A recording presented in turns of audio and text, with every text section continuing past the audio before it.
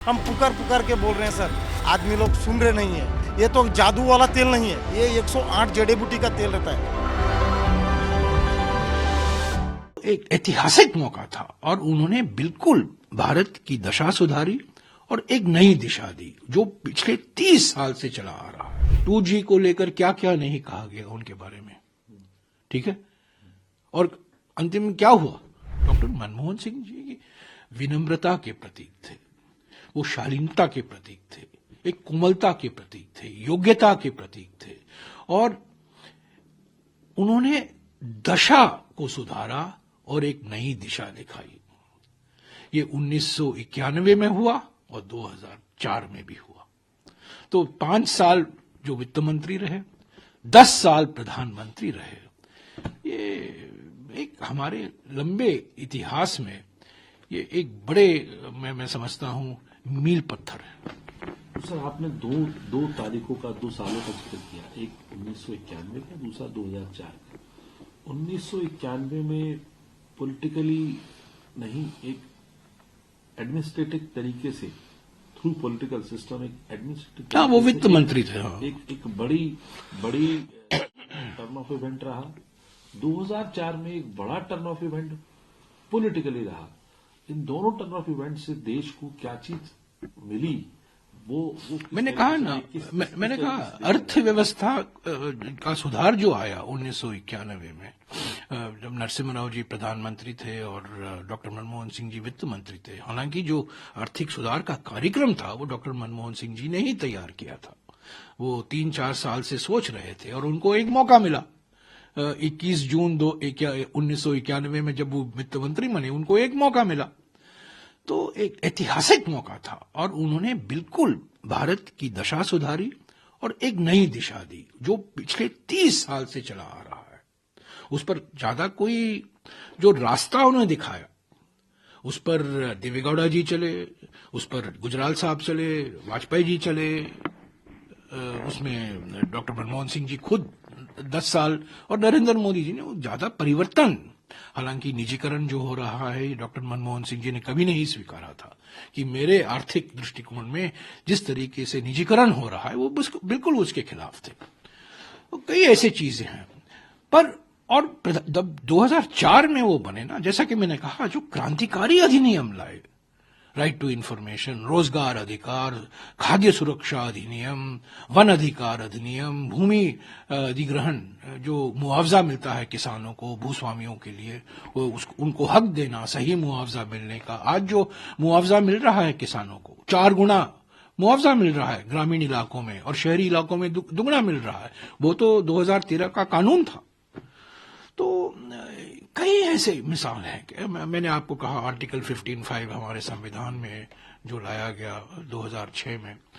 तो कई ऐसे मिसाल हैं। डॉक्टर मनमोहन सिंह अद्वितीय व्यक्ति थे, अभूतपूर्व व्यक्ति थे और जैसा कि मैंने कहा, उनका योगदान ऐतिहासिक है। पर उससे अलावा उनकी जो शख्सियत थी, उनकी जो पर्सनालिटी थी, कोमलता के प्रतीक थे, शालीनता के प्रतीक थे, विनम्रता के प्रतीक थे। और वो कभी चिल्लाकर नहीं बोलते थे कि मैंने ये किया, मैंने ये किया, मैंने ये किया, मेरे पहले जो आए सब निकम्मे थे, उन्होंने कुछ योगदान नहीं किया। उन्होंने किसी की आलोचना नहीं की। जो उनके पहले प्रधानमंत्री थे, उन्होंने किसी की आलोचना नहीं की। उनके राजनीतिक विरोधियों के खिलाफ उन्होंने कुछ ज्यादा नहीं कहा। हालांकि उनको सुनना पड़ा, आलोचना सुननी पड़ी। तो बड़े अलग तरीके के वो इंसान थे और मैं समझता हूं आज भी और कई सालों तक वो प्रेरणा के स्रोत बनेंगे। जो सार्वजनिक जीवन में आते हैं वो एक आदर्श है। सर, वही बात मैं आपसे कह रहा हूँ, आलोचना, क्योंकि आप करीब रहे, उनके मंत्रिमंडल में रहे, तो आलोचना को डाइजेस्ट करना। अरे देखिए ना, मैं खुद राज्यसभा में था, उनके पीछे बैठा था और तब हमारे मित्र गुलाम नबी आजाद नेता विपक्ष थे और प्रधानमंत्री ने क्या शब्द इस्तेमाल किया डॉक्टर मनमोहन सिंह जी के बारे में। पूरा कांग्रेस पार्टी वॉकआउट किया। हम लोग 70 थे तब, हम लोग वॉकआउट किए। किस भाषा का इस्तेमाल किया। दोगलापन है प्रधानमंत्री का आज जो कह रहे हैं। पर क्या प्रधानमंत्री याद करते हैं उन्होंने क्या कहा था? मनमोहन सिंह जी के बारे में, क्योंकि मनमोहन सिंह जी ने नोटबंदी की आलोचना की थी और उसको लेकर प्रधानमंत्री ने क्या कहा राज्यसभा में, हमने प्रोटेस्ट किया, हमने वेंकैया नायडू जी को कहा इस रिमार्क्स को एक्सपंज कीजिए और हम बाहर निकले राज्यसभा से। पर मनमोहन सिंह जी सुने, जवाब नहीं दिया, आराम से सुने और उनके मुंह से कभी जहरीला शब्द नहीं निकलता था अपने विरोधियों के खिलाफ।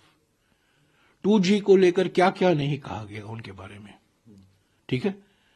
और अंतिम में क्या हुआ, बिल्कुल गलत निकला, बिल्कुल गलत निकला। रेनकोट की बात भी थी।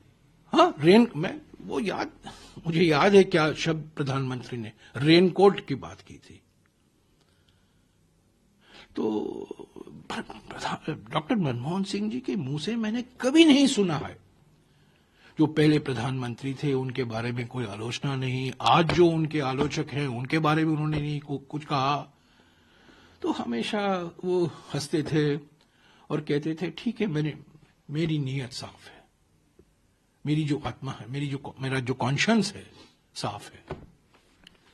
तो ये बड़े अद्वितीय वो विद्वान तो थे, उसमें कोई शक। देखिए, मैं खुद गवाह हूं, 18 दिसंबर 2009 में मैं खुद गवाह हूं, कोपेनहेगन डेनमार्क की राजधानी में मैं डॉक्टर मनमोहन सिंह जी के साथ था और अमेरिका के राष्ट्रपति बराक ओबामा आए, गले लगाए प्रधानमंत्री को, डॉक्टर मनमोहन सिंह जी को, और उन्होंने कहा my Guru doctor Singh, my गुरु।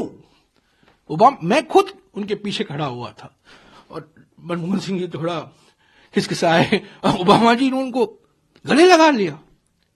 चीन के प्रधानमंत्री, ब्राजील के राष्ट्रपति, जर्मनी के चांसलर, सब लोग, माने विश्व स्तर पर डॉक्टर मनमोहन सिंह जी का जब नाम लिया जाता था तो उनकी पर्सनालिटी, सिर्फ उनकी अर्थव्यवस्था में की जो उनकी जानकारी थी उसके लिए नहीं, उनकी पर्सनालिटी जैसी थी ना, एक गुरु के माफिक थे वो।